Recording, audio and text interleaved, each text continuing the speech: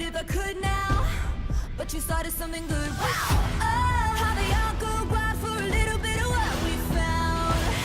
Oh, 'cause they like that style and I wanna turn it up right now. You make me go.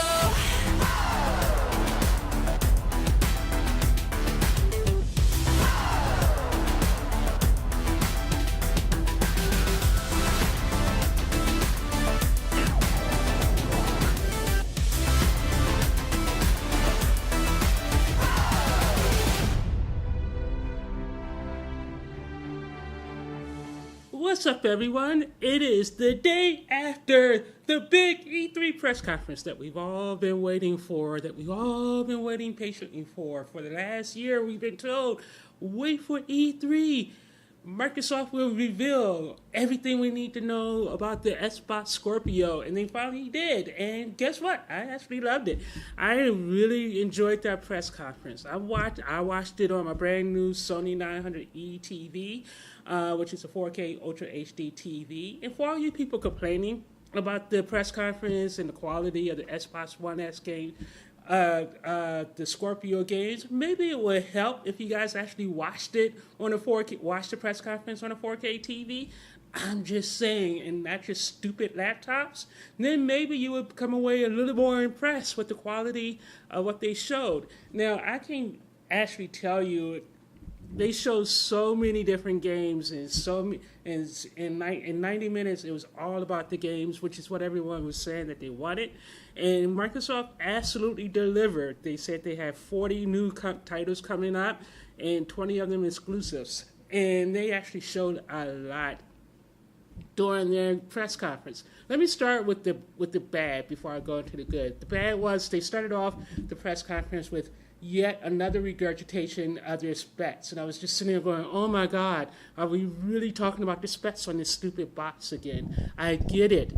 I really get it. It's a powerful system. If I hear the word 6 teraflops one more time, I feel like I wish I was Elvis and was able to just take out a gun and shoot the TV, because oh my God, that was just so obnoxious. I mean, 10 minutes talking about 6 teraflops, 9 gigs of RAM. And I'm like, come on, how many times do we have to hear that pitch? We know it's going to be powerful. Let's move on, show us some games. So they started off with Forza 7. And I'm not a racing fan, but man, that game was stunning. And that was an HD stream. But on my 65-inch TV, oh my God, it looked amazing. I mean, it blew away anything I've seen on my PS4 Pro. I mean, it even blew away Horizon Zero Dawn, which it's a beautiful looking game, but I haven't played it beyond the first 20 or 30 minutes because I was really bored with it. In the age where Zelda exists, any open world game needs to match Zelda in terms of things he can do. And now every time I see a tree, I want to climb it or I want to chop it down. If I see a mountain off in the distance, I want to be able to climb that mountain. With Horizon Zero Dawn, I can't do any of that except stare and go, ooh, that looks gorgeous. It looks pretty, but I can't do anything with it. So yeah, Horizon Zero Dawn so far has been a disappointment. I am going to go back to it and play it. I may do some live streams of it with no commentary because I want to focus on the game. I don't want to be talking to you people while I play a game. I just want to play my game. Although I may surprise you and do a commentary at some point. But right now, I just kind of like playing. Not to mention the fact, why bother streaming stuff if YouTube's going to just block it anyway? That's kind of the thing I'm dealing with when it comes to game streams.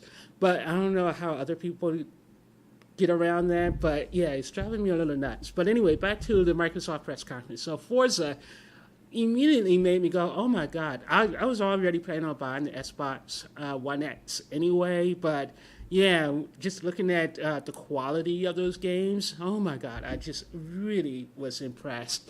Yeah, a lot of them are independents. No, there aren't any big AAA exclusives, but the breadth and depth and variety of games on display really makes me excited for the future of this console. Maybe I can't even name any of the games showcased because they actually went by so fast. I wish they actually took time to focus on a couple of games Unfortunately, the game that they focused on was the game I hate the most, which is Sea of Thieves. I have not seen a single moment of Sea of Thieves that made me go, wow, I really must get this game. I can't even tell if there's a single-player campaign in this game, which I'm assuming there isn't. They haven't showed it or talked about it. I mean, the game looks gorgeous. It looks pretty, and the ocean is like the most beautiful ocean I've ever seen. I kept looking at that thinking, man, I wish that was Rave Race. Imagine how amazing Rave Race would be with that in Sea of Thieves. Get some, what do you call them? I forgot what you call them, but get some of those bikes, ride them on the raves, or surfing. Surfing would be amazing in Sea of Thieves as well. But yeah, I don't know what to say about that. Sea of Thieves was just a beautiful looking, crushing bore. I also like Metro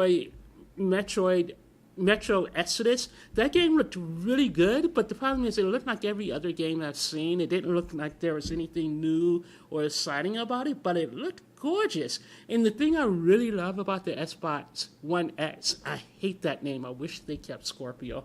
I really do wish they kept Xbox Scorpio. I think that was a solid name. They spent the year talking about it, so now to switch it up and call it Xbox One X and have to redo all their marketing around it, it just sounds stupid. We won't quit, we won't quit, we won't quit, no, no, no, no. We won't quit, we won't quit, we won't quit, no, no, no, no. No, no, no, no. You make me go.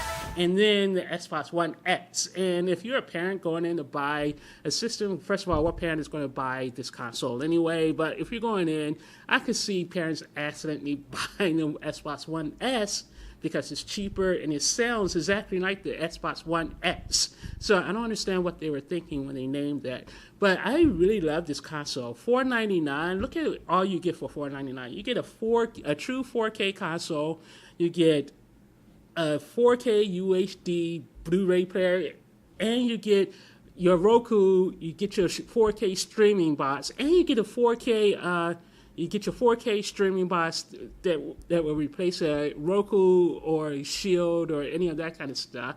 And on top of that, you also get, for you YouTube creators, I don't know why you guys aren't more excited about it, because you actually get real 4K streaming.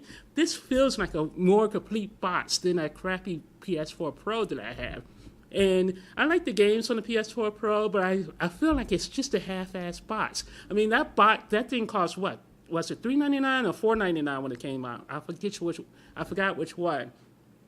But it doesn't do anything. It doesn't provide anything that's materially better than the PS4 at the moment. And yeah, there are a couple of shiny examples, like you have your Wipeout Omega collection, which looks amazing on it, and you also have Tomb Raider and Horizon, which shows the promise of the box. But the box has been out for 7 months now, and there still isn't enough variety of games on it in terms of games that really showcase the full power of it. Yeah, there are a lot of great games on it, but there are no games that really make you go, oh my God, this is so much better than the PS4 that I already had. No, there's none of that. And there's 2 or 3 HDR games.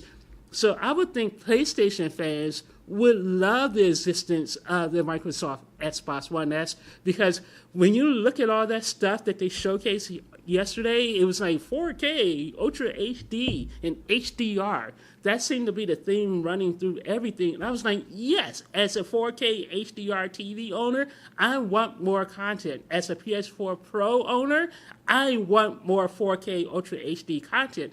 And by the fact that Microsoft is really pushing it for the Scorpio, you don't think those games are going to come to the PS4 Pro with 4K Ultra HD HDR capabilities? Yeah, all of that stuff in November, December, going forward, released for the PS4 Pro, it's going to have to come up to the level that the Xbox One X is going to have, so that can only be good for all gamers. I don't understand why people have to worship one box over the other and waste their time trashing each other when it's like it's a good time to be a gamer. Yeah, a lot of the games feel kind of same old to me, but I would think as true gamers, you all would be happy about the Xbox One X X, because it's going to only encourage game developers to develop more 4K HDR content for the PS4 Pro in addition to the Xbox One S. And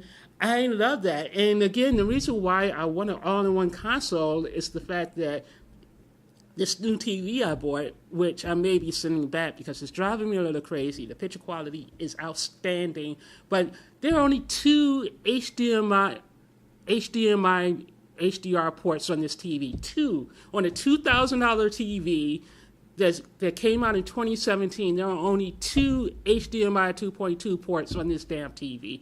Are you kidding me? And already I have one taken up by the PS4 Pro and another port taken up by my Samsung Ultra UHD player. If the damn PS4 Pro came with the Ultra HD player, I wouldn't need a separate one just for that. That drives me nuts. So at least with the Xbox One X, I hate saying that name, I'm going to get all of that in one. I could put that on my one port. And my PS4 Pro may just go to the port that doesn't even have HDR, so I could play my Sony exclusives later this year. But my primary box, by default, will be the Xbox One X. And screw it, I'm just going to call it the Xbox Scorpio for the rest of my life because I hate that name, the Xbox One S. But anyway, yeah, there's no reason for you guys. And think about this. $499 is the cost of the PS4 VR bundle. $499 for that thing. And the Xbox One S is $499. I don't hear anyone complaining about the price of the PSVR bundle. So yeah, and people defend that price. I'm really hoping Sony actually cuts that price in half in the next couple of months, because $499 for that launch bundle is ridiculous. It just is. Yeah, you're getting a lot of tech, but it's $499 for accessory. So anyway, I can't really name any of the games that were talked about yesterday at the Xbox conference. There were so many of them, and they didn't really spend a lot of time on any of them, but I just think as a concept and just how all those trailers looked, it shows the promise of a future that starting late next year, that console is going to be rocking. I'm sick of everyone whining about the fact that, Xbox One S games are also going to be on the Windows PC. So what? I don't care. How many people are actually going to have like $2,000 gaming PCs and a gaming console? You're going to have one or the other. You probably won't have both. And the number of the PC master race is really small compared to how many people will buy a dedicated 4K Ultra HD console.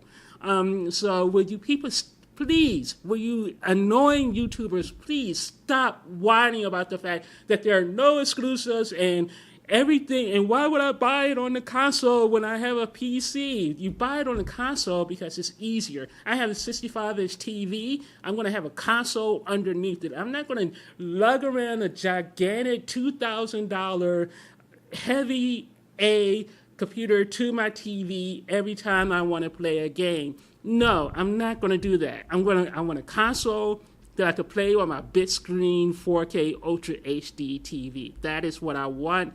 I would assume that's what a lot of people would want. And I think a lot of the people doing the complaining are people who don't have Ultra HDR enabled TVs to begin with, and they're watching a lot of this stuff on their little tiny 25-inch, regular monitors and computer laptops and everything, and they're constantly complaining and whining and can't be positive about anything. And that's the thing I really hate about gamers and the current way people comment on videos and whatever. It's like it's just all about complaining for clickbait. Where let's be positive. I mean, it's an E3. People, be happy that we're getting all these games.